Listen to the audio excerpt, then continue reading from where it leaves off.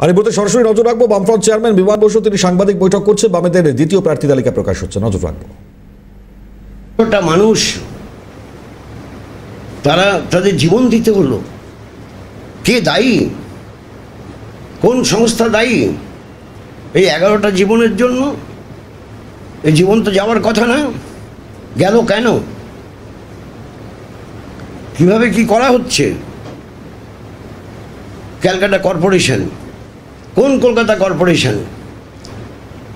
যে কলকাতা কর্পোরেশনে সিআর দাস, সুভাষচন্দ্র বসু, নেতাজি সুভাষ বসু তারা পদ অলঙ্কিত করেছেন, সেই কলকাতা কর্পোরেশনে আরও কি হবে তা নাকি অপেক্ষা করছে বলছে।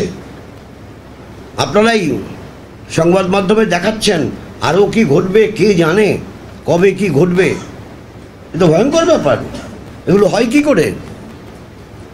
পয়সা দিলেই সব কাজ হয়ে যায়? এগুলো দেখা উচিত।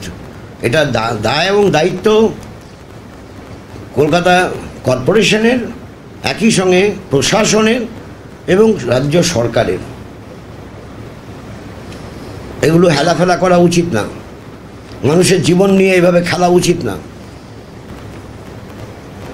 আর দ্বিতীয় একটা বিষয়, যে ইলেকট্রাল বন্ড, এই ইলেকট্রাল বন্ড আপনারা দেখেছেন, আজকে অনেক প্রিন্ট মিডিয়াতে তা প্রকাশিত হয়েছে, কালকেও কিছু প্রকাশিত হয়েছে। ইলেকট্রাল বন্ড যারা দিয়েছেন তারা তো কিছু পাওয়ার জন্য দিয়েছেন, এটা একদিকের বিষয়।